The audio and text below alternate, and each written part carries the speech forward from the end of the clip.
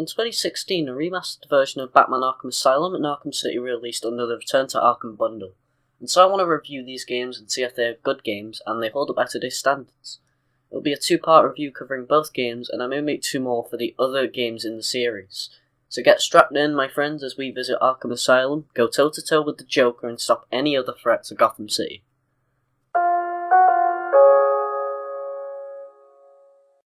So the game opens with Joker already beaten, and Batman's basically taken him into custody in Arkham Asylum. However, soon things begin to go awry as Joker manages to break free and turn Arkham Asylum into a big labyrinth. So as Batman, it is our job to save the hostages that Joker has taken and stop all the inmates who have escaped, especially those of the supervillain variety, and put an end to Joker's dastardly schemes. As to be expected, most of your favourite Batman villains are here: Joker, Harley Quinn, Scarecrow, Bane, so on and so forth. And each one essentially poses a threat to Batman, so he's basically got to put them behind bars once again.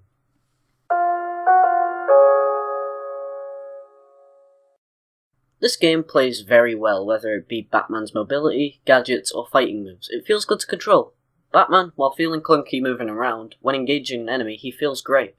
You have to tackle multiple situations, whether it be puzzle solving, combat, or stealth, and Batman's basically prepared for all of it. The best way to put it is similar to how IGN did. Arkham Asylum makes you feel like you're Batman. When in stealth mode, Batman can use a detective mode, which allows him to get an X-ray vision so he can see enemies and where they are going, even through walls. This makes dispatching groups of, say, 5 shooters much easier, as detective mode basically allows you to plan out your attack beforehand.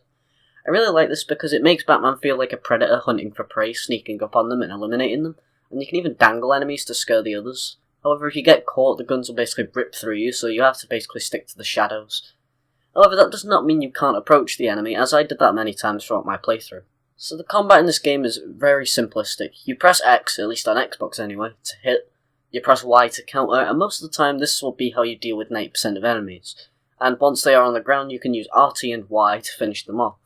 But for some enemy types, there are other things you have to do. For example, if they wield a knife, you have to use B to block with your cape and then attack, and then enemies with stun batons, you have to tap A to roll away and attack them while they're stunned. For big characters like Bane or a Titan monster, you basically have to throw a batarang at them while they charge, and then you can go for a hit. Finally, there are puzzle solving sections which are quite different depending on the puzzle. For example, there are parts where Batman has to locate a person so you have to use detective mode to locate a trace of, say, the DNA, and then you follow it. There are also time-sensitive puzzles like this one where Harley Quinn has 2 guards electrified water, and you basically have to shut off the panels and cut them down before the room is flooded with gas. The puzzles are by no means difficult, but they are a nice break from the sneaking around in combat.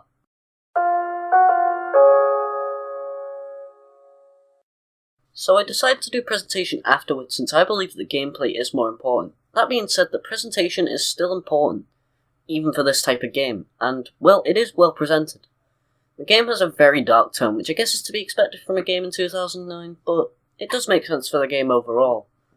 In this game, it's not Batman who is in control, it's the Joker, and the game does a good job of capturing that. At many moments in the game, there are a lack of music as Batman traverses the halls of Arkham, which creates a scary atmosphere as it's unsure what will happen. We know Batman is there to scare criminals, but the script is flipped as these hardened criminals from Blackgate Prison and the insane maniacs of Arkham Asylum are just not scared of Batman at all, and he has to be on the defensive as they're the scary ones. The only thing that really breaks the silence are the Joker's messages, and sometimes there's chattering of teeth, and these don't only taunt Batman, but they also guide the player. The Joker in this game is actually amazing. He's played by Mark Hamill, and he did a great job. The Joker feels like a real threat whilst also messing with Batman all at the same time. He is always 10 steps ahead of Batman, but as the game progresses, we see that Batman slowly messes with his plan, and he starts to get more angry and infuriated. But overall, we do see that eventually he does achieve the end game regardless. One thing I would like to mention is throughout the game there are many sections where you're intoxicated by Scarecrow's fear gas, and this causes a vision, and I really like these because they are genuinely scary without having to jump scare you. There is this one part where you approach a morgue and there's this scary atmosphere as you enter. The doors start to move and the lights flicker, and it slowly starts to speed up, but doesn't end with a jump scare, and it just creates this really haunting atmosphere. This is followed by Bruce being confronted by his parents' corpse, and you aren't jump scared by them, but it just makes you feel chills as they talk to him, and I'm glad that it does this instead of relying on a cheap jump out of you.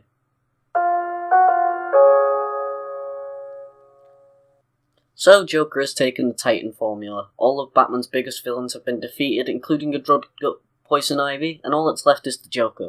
The Joker is throwing a party, and you, the Batman, are invited. The Joker tries to get Batman killed, but it just doesn't work, so he shoots Batman with the Titan so that he'll kill the Joker to get him to break his one rule, but Batman just straight up refuses. And so Joker basically used the Titan on himself to fight Batman. He gets the news to watch the asylum so that he can watch as he kills Batman. But Batman uses the Titan antidote on himself because he wants to beat him without having to turn into a monster and kill him.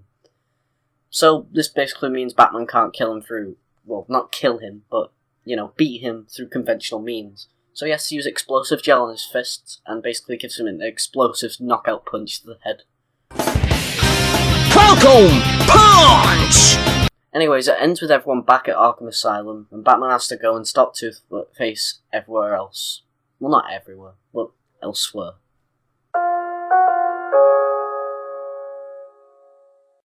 Overall, I did really like this game. I played it when I was a kid, and I remember I got near the end, but I couldn't beat Poison Ivy. However, I was fine this time, and it was a lot easier than I thought. Still died a few times, though.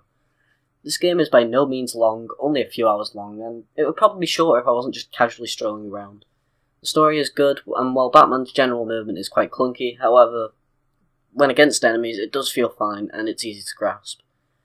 If you have a few hours, I recommend just sitting down and play this. It's fun, dark, and it's definitely worth my rating of 8 out of 10. It's a genuinely really good game.